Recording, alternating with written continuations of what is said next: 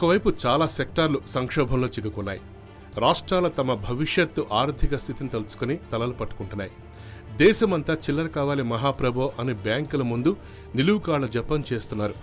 అందులోనే కొంతమంది ప్రాణాలు కోల్పోతున్నారు. ఇంకా దీని ప్రభావం దేశ ఆర్థిక స్థితిని ఏం చేయబోతుందో అన్నది నిపుణులకే అంతుపట్టడం లేదు. ఇది నాణానికి ఒక కోణం. సరే, ఇంకోవైపు చూస్తే రకరకాల అభిప్రాయాలన్నీ ఒకే చోట క్రోడీకరించి గుడ్ గవర్నెన్స్ సంస్థ ఇప్పటికైతే కొన్ని లాభాలను గుర్తించింది. అయితే ఇందులో కొన్ని నిజాలున్నా కొన్ని వెటకారాలు కూడా ఎలా చోటు చేసుకున్నాయో మరి. సరే, అదేంటో మీరు వినండి. ఇవన్నీ చాలామంది నిపుణులు ప్రజల అభిప్రాయాలు క్రోడీకరించి మీ ముందుంచుతున్నారు. మావోయిస్టులు, ఇతర స్వదేశీ తీవ్రవాదులు తీవ్రంగా దెబ్బతింటారు. ఈ నోట్ల రద్దు వల్ల జమ్మూ కాశ్మీర్లో అద్దె ఆందోళనలు ఆగిపోయినాయి, రాళ్ల దెబ్బలు ఆగిపోయినాయి.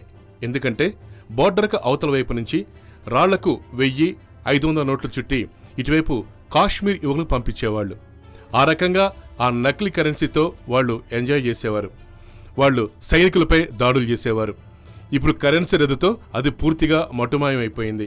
జమ్మూ కాశ్మీర్లో స్కూలను తగలబెట్టే కార్యక్రమం కూడా పూర్తిగా ఆగిపోయింది. అవినీతి పరులు దిక్కులేక తమ నల్లధనాన్ని తామే తగలబెట్టుకుంటున్నారు. ఉత్తరప్రదేశ్లో వంటకు ఉపయోగించే పప్పు ధర కిలో 80 రూపాయల దాకా దిగొచ్చింది. కిరాణా షాపులు, పాన్ షాపులు కూడా డెబిట్ కార్డు యంత్రాలు మొదలుపెట్టేశాయి. మున్సిపాలిటీలు రికార్డు స్థాయిలో ఇంటి పన్నుల్ని వసూలు చేసుకోగలుగుతున్నాయి. విద్యుత్ సంస్థలకు పాత బకాయిలతో పాటు అన్ని రికార్డు స్థాయిలో వసూలవుతున్నాయి. మందుల షాపుల్లో సేల్స్ విపరీతంగా పెరిగాయి. ఢిల్లీ మెట్రో స్మార్ట్ కార్డుల విక్రయం బాగా పెరిగిపోయింది. చాలామంది వ్యాపారులు పాత బకాయిల్ని వసూలు చేసుకుని కొత్త అడ్వాన్సులు తీసుకుంటున్నారు. మొబైల్ వ్యాలెట్ కంపెనీలకు సూపర్ అవకాశాలు వచ్చేస్తున్నాయి. బ్యాంకులకు ధనం విపరీతంగా వచ్చి చేరుతోంది. 4 రోజుల్లో 3 లక్షల కోట్లు వచ్చిందంట. క్యూ వరుసలో నిలబడుతున్నందుకు కూలీలకు మంచి కూలీ దొరుకుతోంది. ఆస్తుల క్రయ విక్రయాలకు ఇచ్చిన అన్ని రకాల బయానాలు, అడ్వాన్సులు గల్లంతైపోతున్నాయి. ఆస్తుల విలువలు ఇప్పటికే కనీసం 25% తగ్గాయి. ప్రజాస్వామ్యం బలపడినట్టయింది.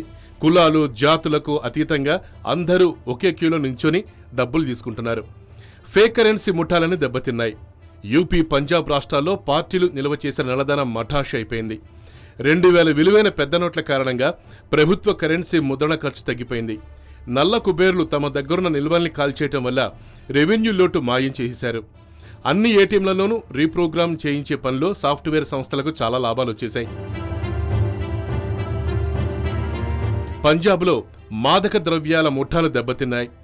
ఐటీ దాడులతో అనేక చోట్ల అక్రమ ఆదాయం, నల్లధనం బయటకొచ్చేసింది. నాకాబందీ కార్యక్రమాలతో పోలీసులు పెద్ద ఎత్తున నగదును పట్టుకుంటున్నారు.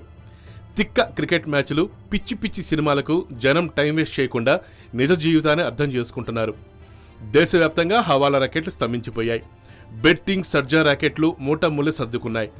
రాజకీయ మూల్యం ఆలోచించకుండా నాయకులు ఎలా నిర్ణయాలు తీసుకోవాలో దేశానికి ఒక ఉదాహరణ దొరికింది. స్వార్థం లేని రాజకీయ నాయకులు కూడా ఉంటారని జనానికి అర్థమైంది. దీర్ఘకాలిక ప్రయోజనాల కోసం స్వల్పకాలిక ఇబ్బందులు ఎదుర్కొనే గుణం జనానికి అలవడింది. ఇన్ని రకాల వైవిధ్యాలున్న భారతదేశంలో కఠిన నిర్ణయాలు తీసుకోగలరని, ప్రజలు ఆమోదిస్తారని ప్రపంచాన్ని చాటి చెప్పినట్లయింది. ఒకే దెబ్బ అనేక లాభాలు అనే విషయాన్ని చెప్పడానికి ఇదొక ఉదాహరణగా మారింది. నిజానికి నష్టాల గురించి చెప్పాలన్నా ఇంతే జాబితా అవుతుంది. కానివ్వండి, కాలమే సమాధానం ఇస్తుంది. YoYo news, Hyderabad.